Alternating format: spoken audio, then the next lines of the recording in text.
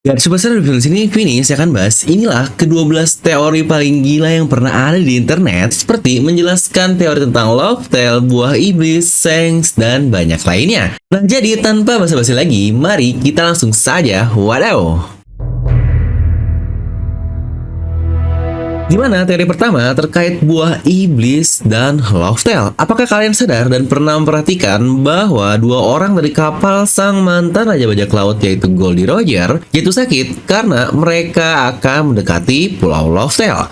Mungkin kalian akan berpikir jika itu hal yang kebetulan, tapi sepertinya ada pola yang benar-benar terjadi di sini.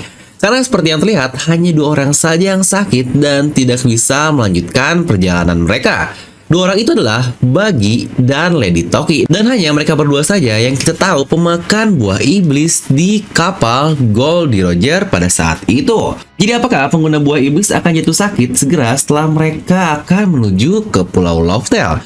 Yang sejujurnya ini adalah hal simple tapi cukup masuk akal, di mana ada satu hal penting lagi yang menunjukkan hal tersebut saat Shanks berkata kepada Ben Beckman bahwa sudah saatnya bagi mereka untuk pergi mencari One Piece. Dan hal menarik tentang bajak laut Shanks juga bukanlah sejauh ini terlihat tidak ada satupun dari mereka pemakan buah iblis. Mungkin Shanks ini mengerti akan adanya larangan terkait Pulau Love Tale dan buah iblis hingga akhirnya dia melarang semua krunya, setidaknya yang utamalah para officernya, untuk menjadi pemakan buah iblis yang mantap sekali nih. Dimana ini adalah yang pertama dari 12 teori yang akan saya bahas hari ini, dan yang terakhir tentu saja jauh lebih gila lagi. Jadi tentu saja dong, pastikan jangan lupa subrek.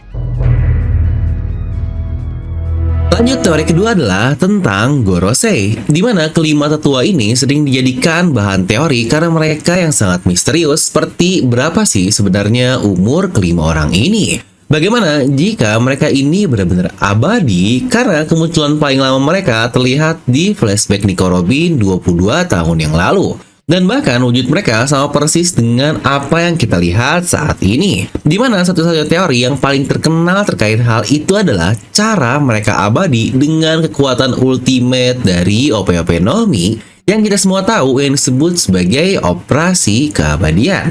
Nah, kira-kira kalau menurut kalian teori ini bener nggak ya terkait Gorosei yang dioperasi keabadian oleh pengguna OP-OP sebelumnya?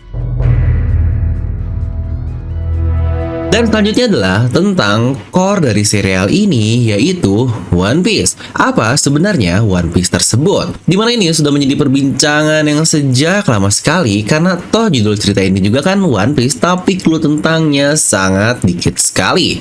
Dimana satu yang paling jelas adalah Oda pernah memberitahukan kepada kita sebuah statement yang benar-benar clear bahwa One Piece adalah suatu benda asli ya, bukan hal-hal tidak terlihat seperti pertemanan, persahabatan yang sangat klise dan bocil banget. Nah, dengan hal itu, hubungan One Piece dan Luffy untuk menghancurkan Red Line akan semakin terlihat. Tapi kenapa harus dihancurkan? Ini yang menjadi pertanyaan besar. Sejujurnya ini akan menjadi impian asli dari semua bajak laut topi jerami sendiri. Contohlah seperti Luffy yang ingin menjadi orang paling bebas, atau Nami yang ingin menggambar peta dunia, dan terutama Sanji di All Blue-nya. Maka dengan Red Line hancur, mereka akan benar-benar bisa berlayar kemanapun mereka mau. Yang bahkan jika titik utama Red Line dihancurkan, itu akan menjadi persatuan dari keempat lautan biru, East Blue, North Blue, dan sebagainya yang cocok dengan sebutan All Blue seperti legenda yang pernah Sanji ceritakan. Dan dengan itu, Brook pun akan bisa mencapai impiannya kembali untuk kembali bertemu dengan Labun yang berada di sisi seberang Red Line.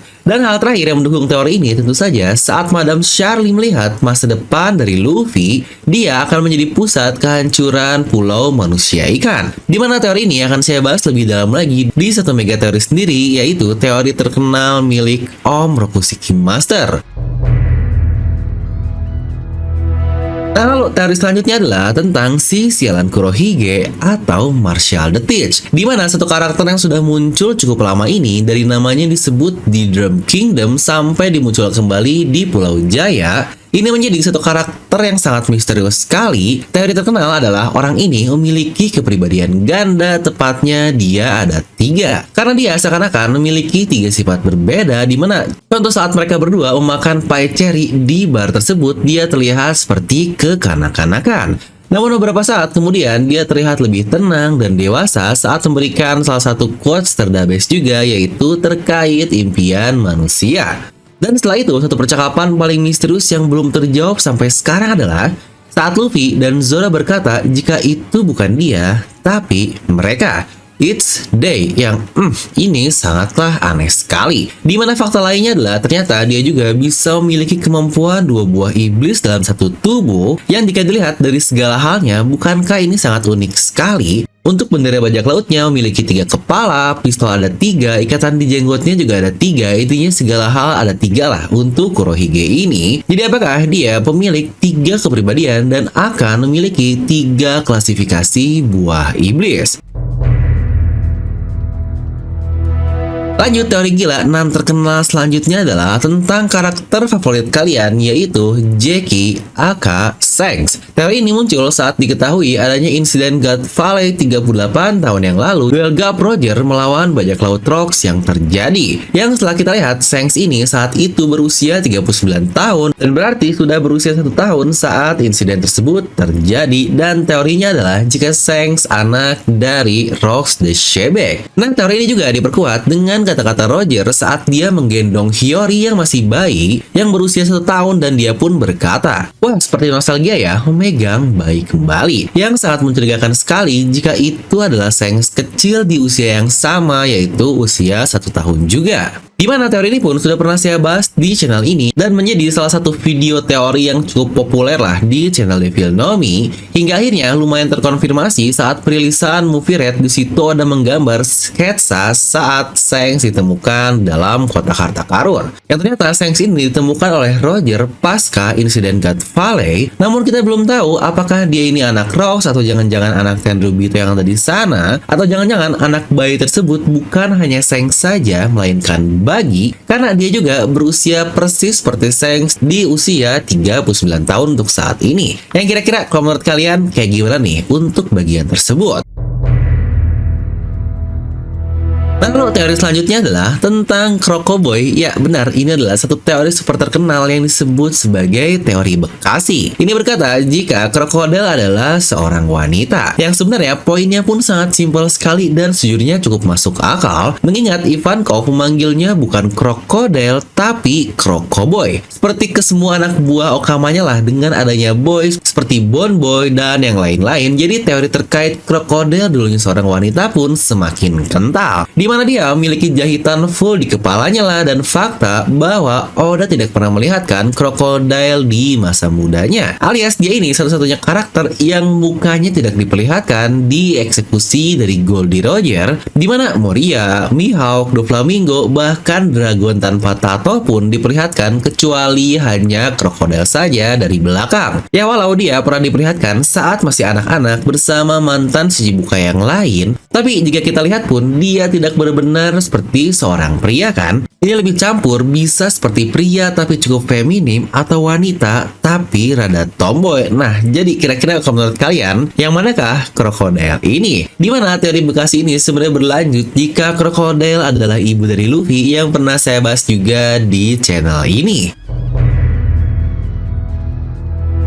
Lalu teori selanjutnya lagi membahas tentang Akagami no Shanks juga. Ya karena dia ini salah satu karakter paling misterius sih yang sudah ada sejak chapter 1 sekalipun, tapi setelah 1000 chapter lebih kita tidak tahu apa-apa tentang Shanks ini. Dimana teori sebelumnya jika dia adalah anak dari Rocks the Shebek, dan sekarang teori terkenal lain jika dia anak dari Tenryubito. Nah lalu apa faktor pendukungnya? Ya sejujurnya lumayan banyak juga. Seperti dia bisa meyakinkan Sengoku untuk menghentikan perang dan memintanya memberikan tubuh Shirohige dan es untuk dibawa dan dikubur dengan layak. Yang aneh banget sih, Sengoku bilang, karena itu kau, maka akan aku izinkan. Yang sangat tidak cocok sebagai Sengoku yang seorang Fleet Admiral, dan itu bukanlah kata-kata karena Shanks seorang Yonkou, tapi lebih ada faktor lain yang membuat dia mengiyakan hal tersebut. Ini juga sebenarnya nyambung ke faktor kedua di chapter 907, saat Shanks ternyata ada di Mary Joyce untuk berbicara dengan Gorosei. Lagi-lagi ini sangat tidak masuk akal, ada bajak laut yang masuk ke tempat suci seperti Mary Joyce, apalagi dia memiliki bounty 4 miliar berry, dan Gorosei berkata, karena itu kau, jadi akan kuizinkan.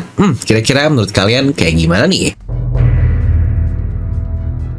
Dan selanjutnya adalah teori tentang koki kita, yaitu Vinsmoke Sanji. Kenapa dia bisa menciptakan api? Mungkin bakal banyak yang berkata, "Lah bang, nonton animenya nggak sih? Dia kan dulu karena berputar-putar saja di tanah, buat kakinya panas karena gesekan, dan api pun tercipta." Tapi bagaimana jika ternyata lebih dari itu? Karena seperti quotes dari channel ini, One Piece itu tidak masuk akal, tapi akal bisa masuk. Makanya Sanji bahkan bisa mengeluarkan api, tidak hanya dari kakinya, tetapi terlihat juga seluruh tubuhnya pernah tertutup api saat dia dilanda kemarahan. Apakah jangan-jangan Sanji ini adalah modifikasi genetik untuk menjadi Lunarian yang dilakukan oleh ayah ilmuannya, yaitu Vinsmoke Judge? Hal ini pun sangat masuk akal mengingat King Lunarian pernah dijadikan eksperimen oleh Match di Pang Hazard tidak lama pasca insiden God Valley. Serta fakta juga bahwa anak-anak Vinsmoke memiliki kemampuan unik sendiri yang jika kita lihat seperti kemampuan ras yang berbeda.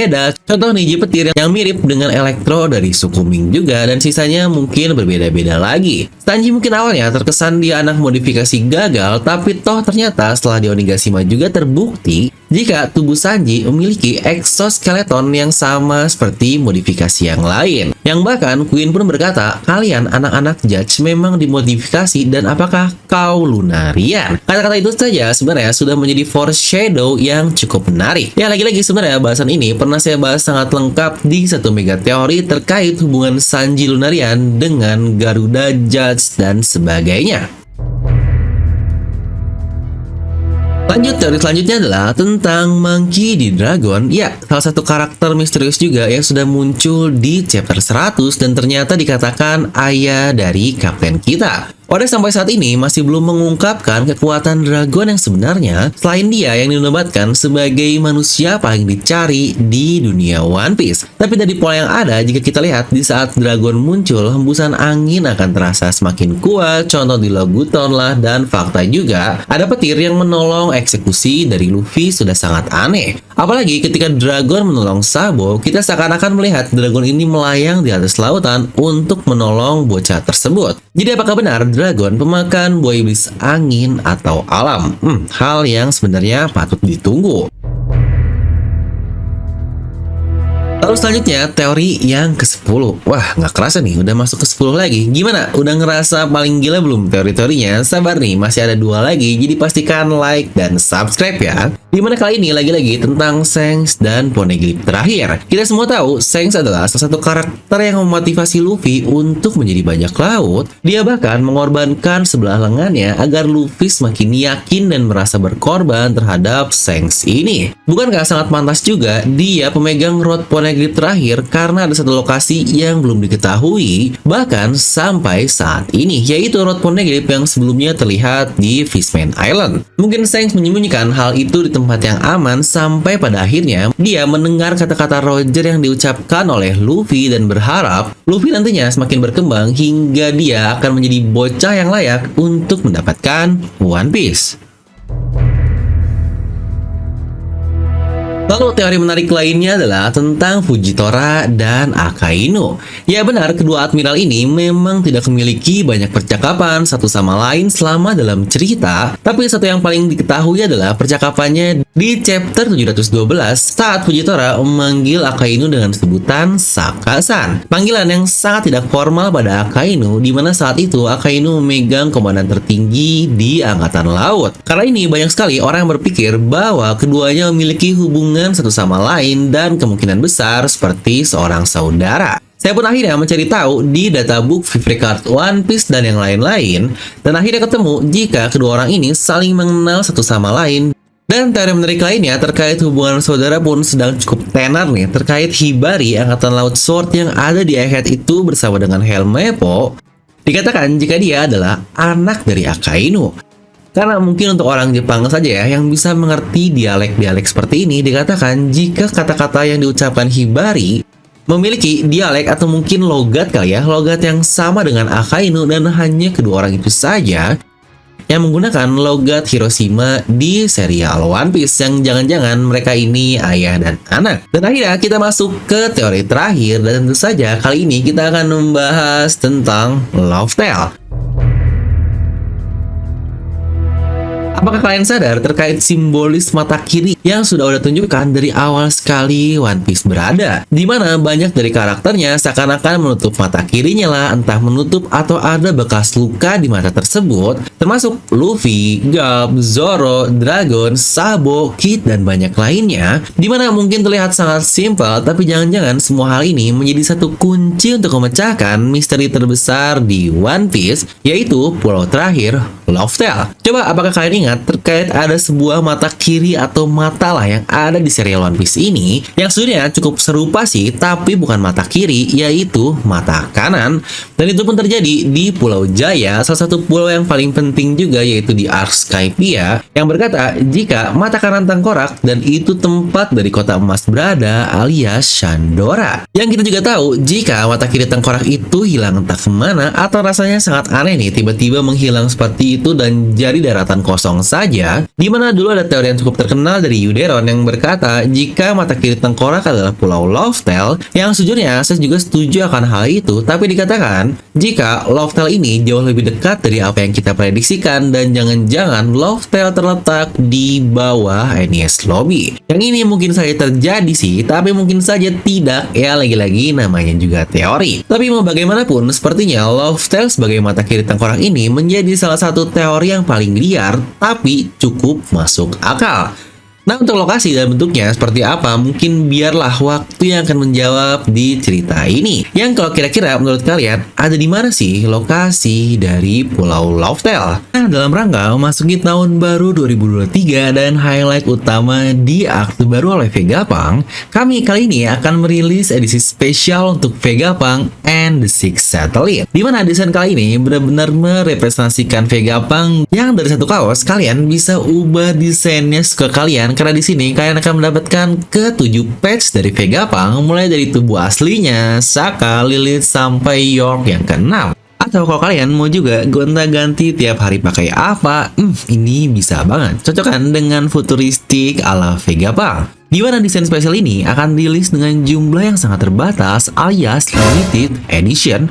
Buat yang nanya, bang kok limited sih? Jawabannya ya sangat jelas juga dong. Kalian suka malu kan kalau pakai baju terus ketemu orang lain yang pakai baju samaan dengan kalian. Nah, dimana untuk limited ini hanya berjumlah 15 pieces saja. Kalian juga akan mendapatkan stiker eksklusif Luffy ini yang bisa ditempel di laptop, HP, bahkan helm kalian. Juga mendapatkan box poneglyph biar semakin syahdu banget nih untuk satu bundle lengkap ini. Jadi untuk satu paket semuanya, kaos dengan 7 patch Vegapunk, box poneglyph, stiker, bookmark, dan lain-lainnya, banding lengkap ini hanya berharga 275.000 saja.